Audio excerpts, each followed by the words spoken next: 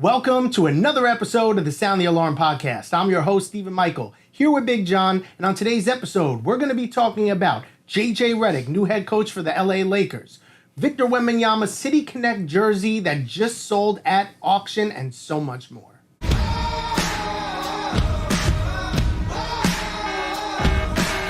All right, so probably the biggest news in the sports world in the last day or so is JJ Redick was named the new head coach of the Lakers with zero coaching experience. I mean, zero.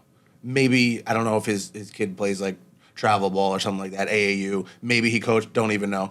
What do you think about that? Right hire, wrong hire, don't care? Listen, it doesn't matter if it's right or wrong hire. So far, they've been wrong the last 4 or 5 head coaches. No one's lasted longer than 3 years since Phil. So I think one thing we know about JJ Redick is he's articulate, good speaker. I think he's smart, went to Duke. He has a deep underlying knowledge of the game. Now, whether that translates to a coaching position, that remains to be seen. But how much worse can he do than Darvin Ham? I mean, Darvin Ham was, let's be honest, trash. So I could see Redick coming in, team being rejuvenated under a new head coach. You know, I mean, how far can you take a Lakers team the way it's constructed now is another question. Yeah. You're kind of going into a position where no matter what you do, I don't think you're going to meet the expectations of Laker Nation. Right. Because they think you need a championship every year, and you have a 52-year-old LeBron, Right. fragile AD, and a bunch of role players. Like Austin Reeves is the guy almost over there. So it's like, you know, that remains to be seen. But I do like him and his potential as a head coach in the NBA. Yeah, I mean, he clearly has a ton of basketball knowledge. I think it's extremely important who his assistant coaches are. You need someone with a lot of experience. You have someone as a head coach with no experience, your assistant better have a lot of experience and coach him on how to coach. As far as, you know, expectations with Lakers, you're right. I think the expectations are going to be very high, even though there's a lot of people not giving him any credit. But the same thing kind of happened with Eric Spoelstra, the Heat, with LeBron. Everyone's like, who's this guy? He's trash. LeBron, D-Wade, Bosh carried him. He's one of the best coaches in the league now. So let's give JJ a chance here. LeBron's old. If JJ goes well, he's going to be coaching past LeBron's tenure in That's LA. what I mean. It's a different LeBron. Yeah. But at the end of the day, as an outsider looking in, you have to think this is a 5-year play. You can't really go off of anything that happens over the next 2-3 years. The Lakers aren't even like the 8th best team in the West. So it's like to expect excellence in his tenure at the beginning is, you know, foolish to think. Right. So I do think, you know, you're going into this saying he's a young head coach. Let's see what we could build around him once LeBron is gone. Speaking of LeBron, his jersey from the night he broke the all-time mark for minutes played. Minutes played, okay. Just sold for $180,000.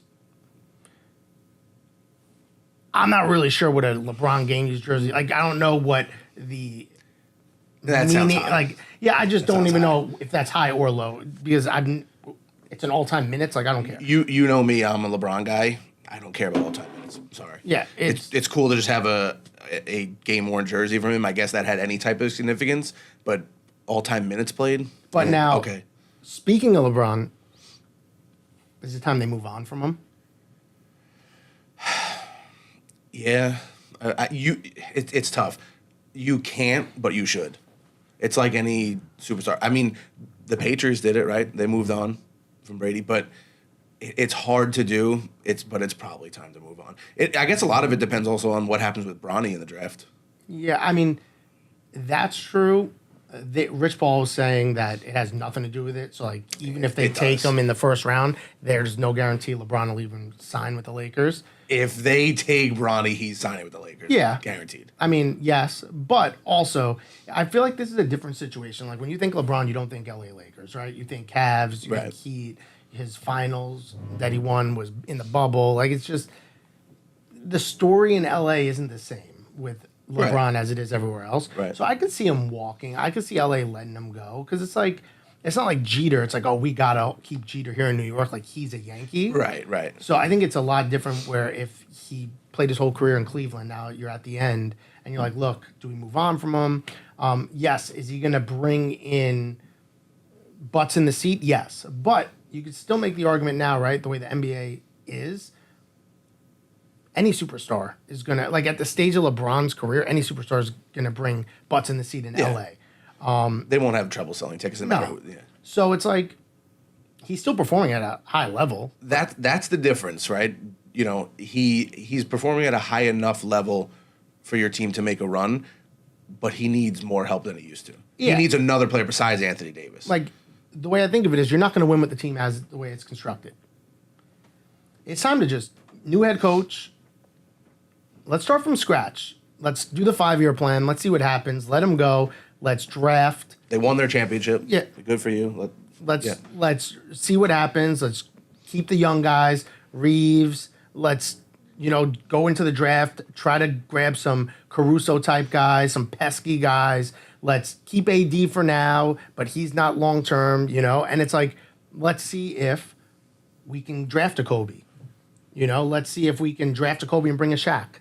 And get that tandem, like that organic tandem that they had back in when they were a killer. They haven't been a killer since Kobe. You're going to have to really tank to try to get someone like that, though. You're talking like bad for a few years. It's a 5-year plan. Yeah. It's a 5-year plan. And you're talking Sixers. Yankees have done it. Yankees have done it where it's like they're the biggest brand in baseball, and there was a stretch where they're like, yo, we need a tank. And they tried to, and they actually did well that year. Remember when they went against the Guardians? Brett Gardner was on. It was like 16 or 17, where it was like, how are they good? We're not supposed to be good. And it's like that may even happen, and then you could see what Redick's all about when that does happen. Mm-hmm. So I do think, personally, if I'm the Lakers, thank you. It was fun. Yep. Nothing but respect. If you go, that's fine. We're going to start from scratch. Let's make Reeves the face for now. Let's see what happens. Dude could be a 25-point. Dude, you make Reeves the face, I think we'll know what happened. You'll be drafting pretty good. I feel like Reeves has a potential. He's good to be a face for now, right? Like a Gordon Hayward face. He's a face. All right, I guess. Right, of a bad team. Yeah, of a bad team. Yeah. But you could build around that. You could build around it, but then eventually what's going to happen is he's going to turn into Hayward and then want a big deal, and he's gone. But you're just using him to bridge the gap before you find your next first-round pick. When's the last time they had a successful first-round pick? I mean, they had Randall, they had Ingram. Yeah, I was going to say, they get rid of all these dudes. They haven't kept them. Yeah. So I think they've proven they could do it. Who really was the last first-round pick that turned out good that they kept? No one. How long did they have Andrew Bynum for? How long was he even good for? Was like... He was good for a minute, but I can't even think of someone since then. But going back, right, you had Randall in 14-15. Ingram 16-17. You had Lonzo in there. Lonzo was in there. They probably didn't have picks every year. D'Angelo Russell came up with them too. D'Angelo Russell was with them, yep. But he got drafted. Yeah, but he was gone. They got rid of all of them. Yeah. And these are all guys that, Ingram should have been the best, and Randall. Well, look what Randall is. They were right. Randall's very good. Yeah. MVP type caliber player. Ingram, when healthy, the verdict's still on Ingram. He could be an MVP type caliber player. I still think he has the best potential out of them, though. Yeah. Lonzo could have been amazing. Just we don't know. His knees didn't hold up. But it's like they got it right. 4 years straight, Yeah, they didn't butcher it. No, and I don't even think another team in the NBA, if we go look back, I don't think there's another team that in those 4 years drafted as well as they did for 4 picks, where those players, well, not including Ball because there's injuries, but those players actually produced at the level these guys produced in the NBA. Yeah, well, the first one that came to mind was Celtics because they went Jaylen Brown, Tatum back to back. But I don't know 2 more years. Yeah, I don't know who they took after that if it worked. Yeah, they know how to work the draft. It's just a matter of they punted, which was a bad decision because you got one bubble title. You're stuck with AD. Stuck with I don't know. I mean, you did all that to win a championship, and they won a championship. I know, but it's like the championship. It's like the Dodgers championship. No, everyone says, "Oh, it's the bubble." So if it was that easy to win, why didn't anybody else win it? If you're saying the bubble win doesn't count because it was so easy to win, then that means everyone who lost, it should be an even more damning loss on their record. The Warriors didn't win. You know what I think Extra it was? losses for Curry. No, you know what I think it was? It was just a different... Let's put it like this. You playing basketball, NBA, it's been the same way, right? Forever. This season, we're going to play outdoors. It's just a different That's not the way you draft a team. That's not the way you build a team. That's a circumstance that's beyond NBA. And now certain players might do better with no pressure than other players. And it's like no different than Stephen Pierce in the World Series performing at a high level because he doesn't really feel pressure. So having a Stephen Pierce in the World Series is like having Mookie Betts in the World Series. He's freaking elite under pressure. So now you have these guys on the Lakers that aren't really folding under the pressure because there is none compared to being in front of 15, 20,000 people. That's the same for everyone. I no understand, one else had pressure either. But it could have been the Lakers had more players that were just not as good under pressure as others. So when the lights were on and there was no one in the crowd, they excelled. Like Randall.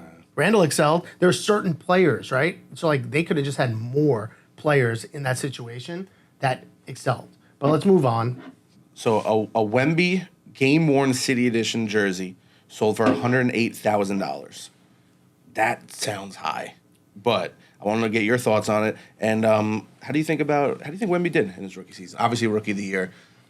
Historically, talking about what people think he can be, how did his rookie season hold up? So first, I'll start with the jersey. I'm not a huge game-used jersey guy. Like, the only jersey I would want is the Jackie Robinson opening day jersey. I think jerseys, not to downplay them, not to talk bad about them, but it's like, one, they're hard to display. You either got to frame them or you got to put them on a mannequin. Two, like $108,000 for like a City Connect. Like, the only thing to me of Wemby that would be worth, bidding on is like first ever game, Right. opening night. Like, a game used jersey to me, it's like there's so many of them.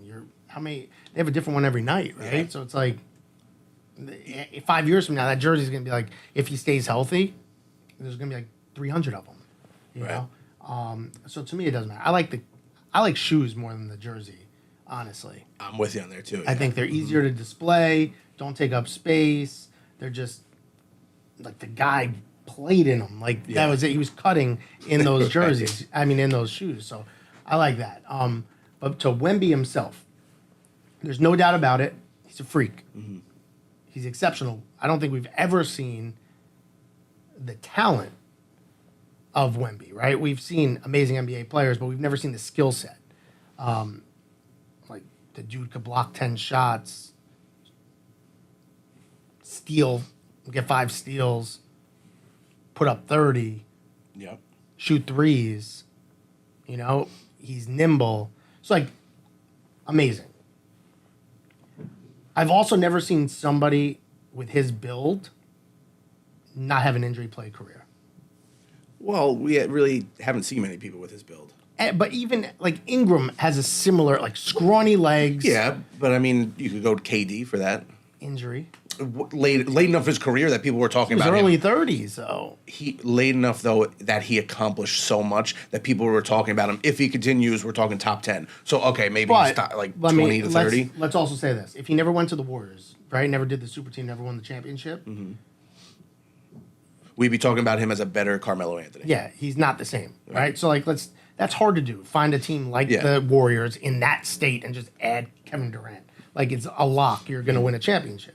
But like, so Wemby, early 20s, on a bad team.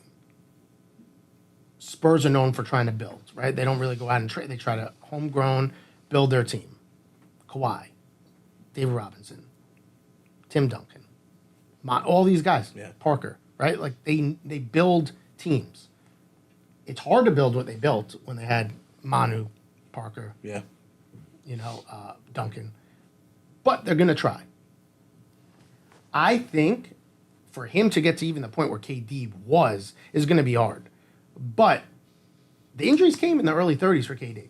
They came. So now if he doesn't get to those accomplishments that KD got, which was lucky that he was able to just join a powerhouse. Like there's not many teams right now you add Wemby to, besides like the Nuggets maybe or Celtics who just won. Like there's not many teams you add Wemby and you're a lock for a championship right now, the way the NBA is designed.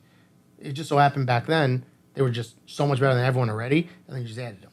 So I don't think it's a lock he gets a championship. I don't think it's a lock he joins a team like that, which means if we're looking 8 years from now and he starts getting injured, knee problems, leg problems, lower back problems. Was he just like an exceptional athlete for X amount of years? Because I really do think, like, even Ingram's already having injuries. Like, very scrawny. He has a KD build, Ingram. And it's like, Wemby's scrawnier than him. He could put on weight. You look at guys like Giannis. He completely transformed his body. So it's possible. I see a lot of clips of him. I think he puts a lot of emphasis on, like, maneuverability, flexibility. He does a lot of, like, stretches and stuff like that. So I know, or it seems like it's in his mind, staying healthy, what he needs to do to keep his body going. So I won't, I obviously hope that he stays healthy, and I think he can. But if you could think of one player in the NBA that would get injured, the body type of an NBA player that would get injured, are you going to think of like a Julius Randle, or are you going to think of a Wemby? Yeah, I would think of a guy like Wemby. It looks like his leg could snap at any time. Not that I would ever want that to happen, but it looks like just goes up like. Yeah, but it's freak stuff like that. It happened to Paul George, and I never would have looked at Paul George's body and said No, that. you wouldn't have. So those things are freakish.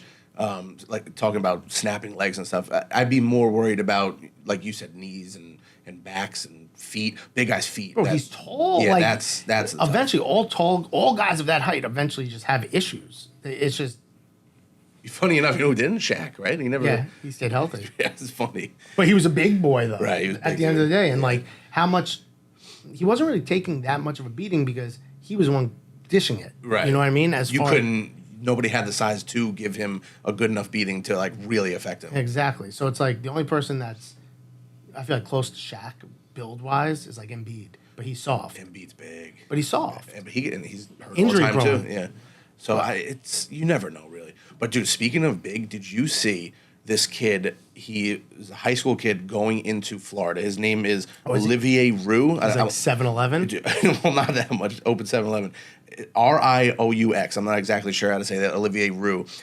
He last year was listed at 7'7", I believe. Wemby's like 7'4". Last year was listed at 7'7". He showed up to go to Florida, and they measured him, and he grew 2 more inches. He's like 7'9". Like, there's no way that guy doesn't get hurt, No, though. I hope he doesn't. But listen, you see all these people that like are crazy height like that, and they look uncoordinated, unathletic. He's got a body. He's filled out. He looks like he can actually move a little bit. Not to the extent Wemby can, but he looks different from all the other guys that are freakishly big like that.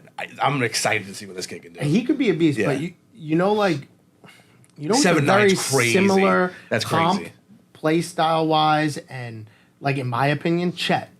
Like, I feel like Chet's very similar to like a Wemby. To Wemby, yeah. Not like talent wise, but obviously Wemby's a better player. But Chet's good. No, Chet, you can say that. Chet got hurt already, so it's like I feel like that's such a comp. So it's I hope he doesn't. Right.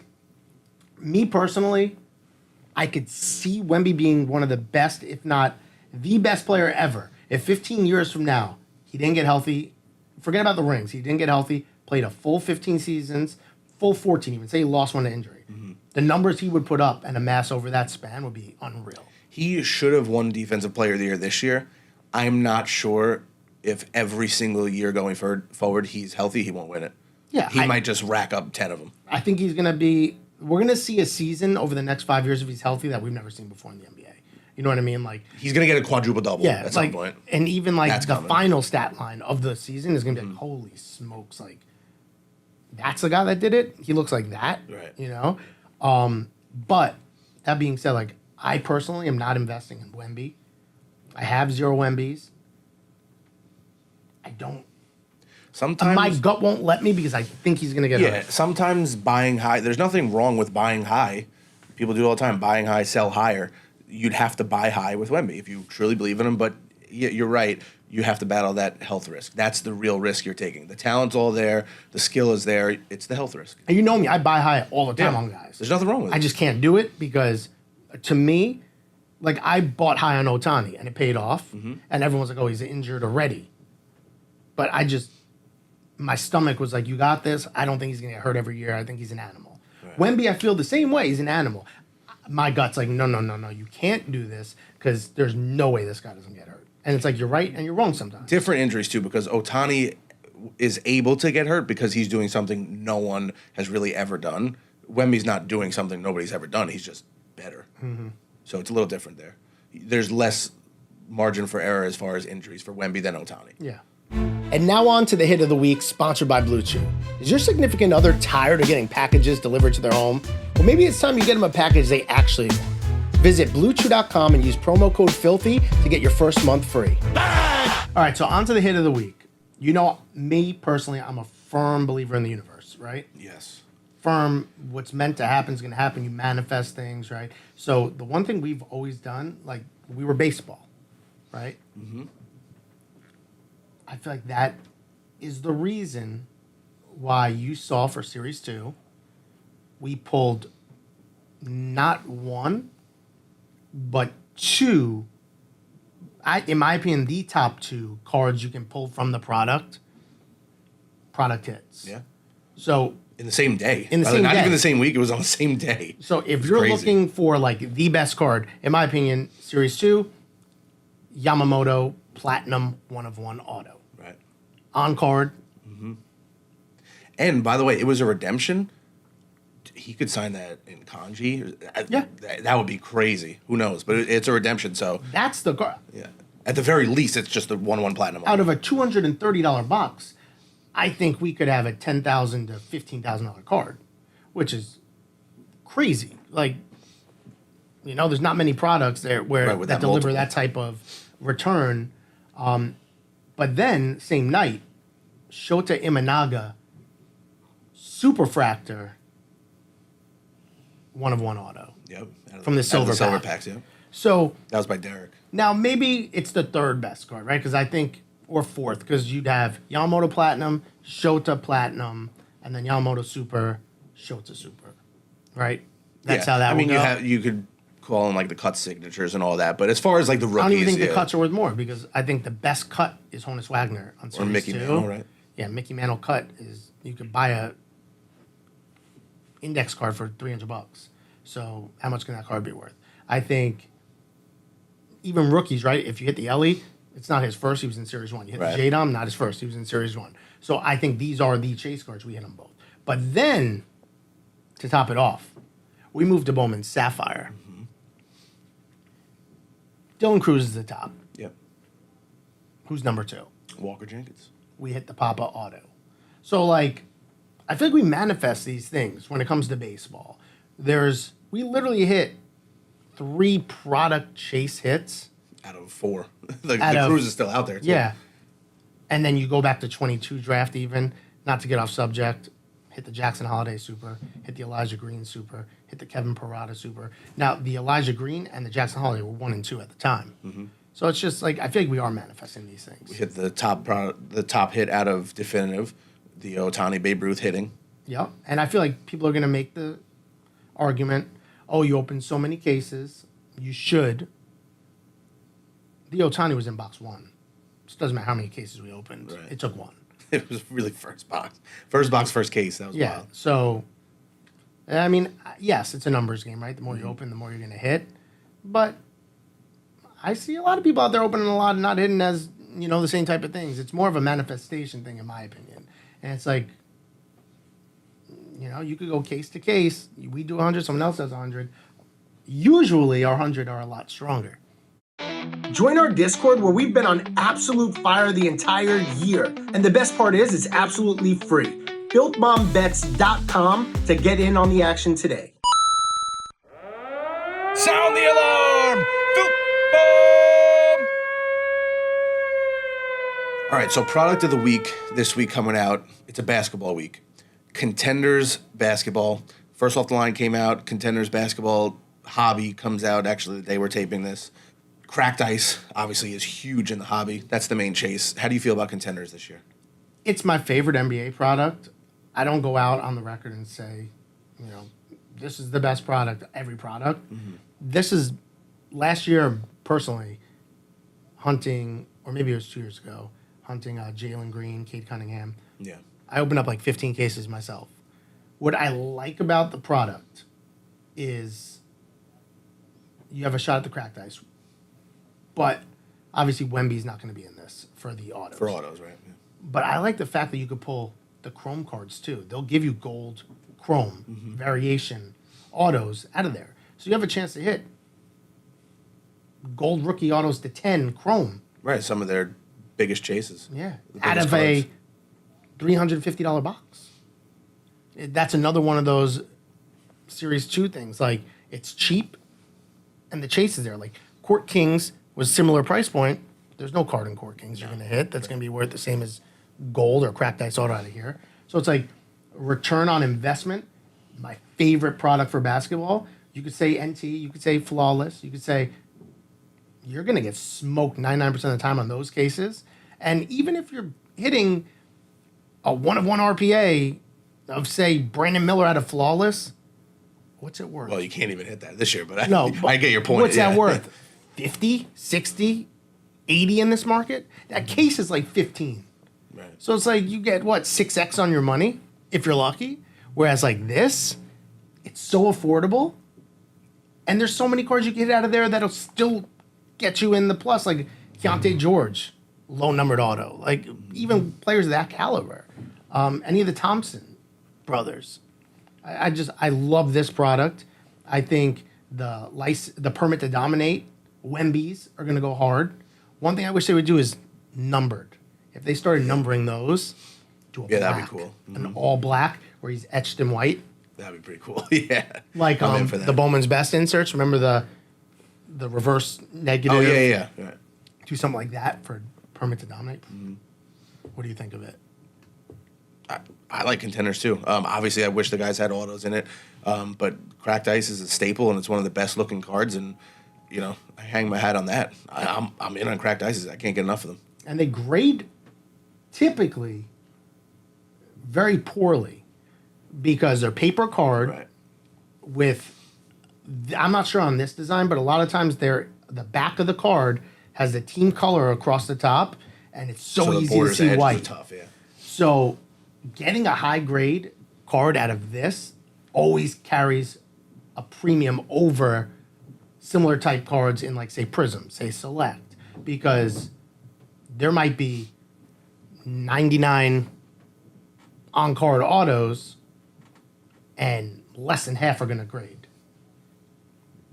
The Opti Chrome cards, they're going to grade a lot higher overall than these cards, which is another reason. And it's like a flagship card. Like, people consider this, the ticket version of the auto Yeah. on card, numbered to the jersey number. Like, true collectors, like, they value that card and they look Yeah. at it as a staple in the hobby. Yeah, I think about it like you go to a show and you're looking at a showcase. The cracked ice from Contenders jumps out to you right away. That jumps out to you. A Kaboom will jump out to you. Maybe a gold, anything gold, a Prism or an Optic or Select, that jumps out to you. But that's in that conversation. It draws your eye immediately, and that's what people tend to collect and tend to pay for. Yeah, it's definitely a staple. The Contenders card is a staple right now, and it's something that people with money that are looking to even invest, not collect, are looking as Contenders as an alternative. Where I'm not looking for the logo man. Hey, that cracked ice, affordable, has when that player shoots up, that card is one of the cards that shoots up fast.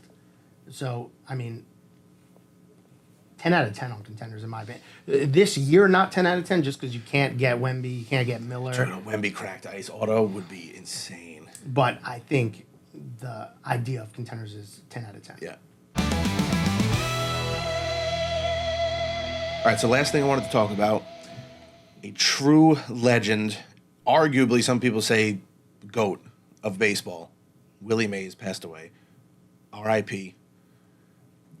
You're older than me, so I didn't get a chance to see him play like you did. What are your thoughts on Willie Mays? Mays, I mean, I collect vintage, avid collector. I have one Mays card in my collection. 52 tops, PSA 7, Willie Mays. It's one of his most iconic cards. His rookie card isn't even as iconic as that card. He was one of the best to ever play the game.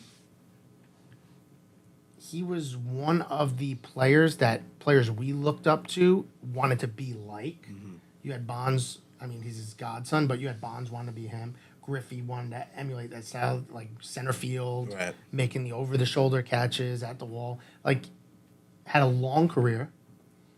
The one thing with Mays that's crazy is early in his career, he was fighting the war, so it's like some of those stats are still missing. What did he finish with on home runs? 660, I think. Yeah, like that's another player we could have been looking at, potential 700 home run player. I don't know. I don't think I would rank him 1 overall, but there's no way he's outside your top 5 for anybody. You know, so it's like we did lose one of the best baseball players ever. I personally, this is another conversation for another day, think Hank Aaron was a better overall player than Willie Mays. Mm-hmm. But it's like, you could flip-flop any way you want. You make an argument for either of them. I saw a graphic earlier today of Willie Mays' stats versus Griffey's stats. And Griffey, obviously, for people our age, are one of the best players we've ever seen. Mays smoked him in every category. Yeah. Smoked him. Yeah. Not even close. No, Mays was an animal. He was a different breed. You're probably never going to see another player like Mays. The only chance Mays has of being taken out of the top 5 conversation is like if Ohtani plays another 10 years and then more Ohtanis come. Right, yeah. That's the only way. The only way you can actually make an argument for like Mays getting I think Mays was better than Babe Ruth. And people get angry at that all the time. But there's more than, it's not just you that say that. Some people say Mays is the GOAT. So like I do think when you really like go on Baseball Reference and you dive into the numbers and you look, the person, like, let me pull him up. The person that really, like, I don't think anyone can make an argument on someone being better than Hank Aaron to me. Like, I want to read these stats real quick for Hank Aaron. I will say while you're getting them up, I think the argument against Hank Aaron, and again, he's one of the greats, so you're splitting hairs. I think the argument against Hank Aaron being better than some of these other top guys would be like per season rates. That he played longer than anyone, and it's counting stats, and maybe at his Mays peak, played a long time too. No, I know. I'm talking about more people than just Mays, but I'm saying, he didn't have those crazy 1 years where it's like, oh my God, look at this guy. He had great years at a longer sustained career, which is fine too. But peak performance, does he match some of these other guys? Yeah, you want to hear Hank Aaron? I might be wrong. Give me some years here. All right, let me just give you his overall stats first and foremost. 143 WAR, 305 career batting average, Amazing, 755 home runs. Insane. That's enough right there. Yeah. 3,771 hits. That's crazy. Where's that rank? I wonder where that ranks. Do you understand? Like, no matter what anyone tells me, there's no way you can make an argument. Like, he's just armor proof. 240 stolen bases. What's the most amount of home runs he had in 1 year? Most amount of home runs he had, it looks like 45. That's lower than I would expect. It's good, obviously, but that's what I'm saying. I think it's lower than... 40 home runs in his 39... Right, that's what it is. The fact that he played that long and still hit 305, that's the most impressive part. And check this out. He had 240 stolen bases, right? His first 6 years, he had a total of 12, 13, 15, 20 stolen bases. No more than 8 in a year.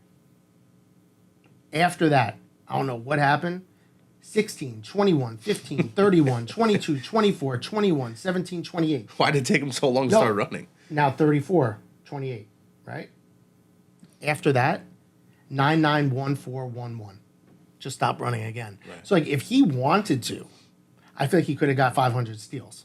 Like, you can make an argument like he was fast enough. Yeah. He showed he could steal bases. He just didn't. For some apparent reason, he did not run during his first 4 years, 5 years, 6 years in the bigs. And he didn't run for the last 6 years of his career either.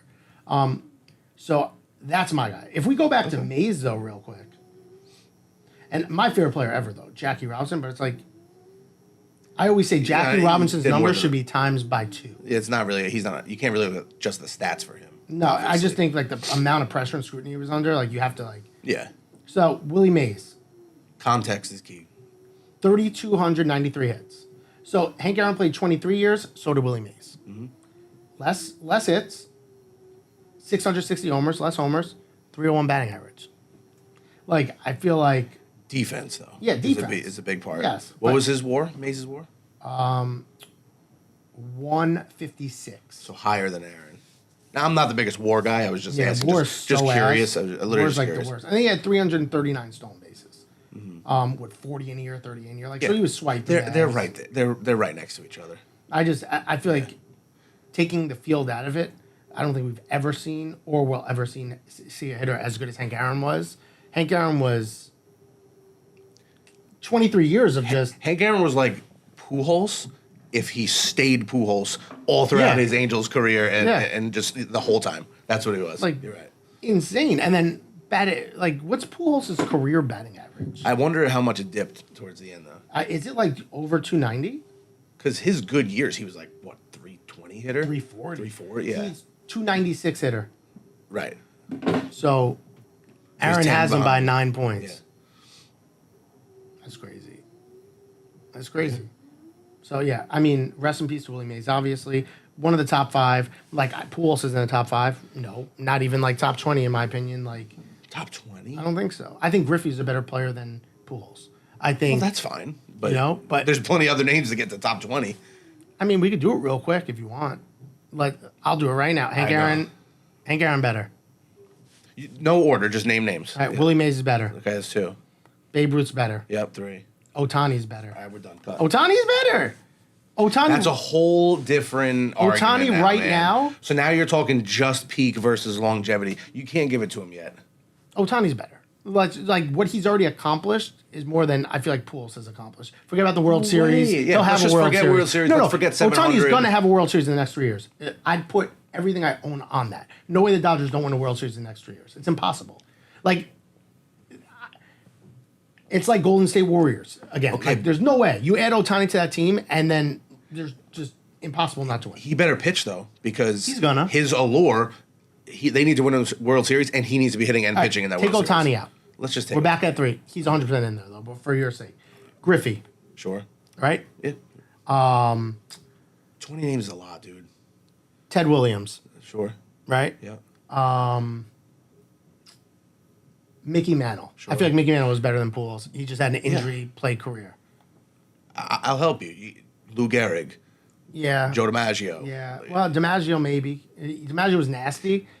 If you're considering Pujols versus DiMaggio, I think it's going to be hard for you to find 20 names better. No, so I'll we're just already say at that. 8. I'm not even thinking of new guys. I'm only going old first. That's fine. Ty Cobb. Yeah. We yeah, put Musial in there. yeah, Bonds has to go there. Oh yeah. See, that's another. If Bonds is in there, then A-Rod. Yeah. A-Rod was probably better than Pujols. I think.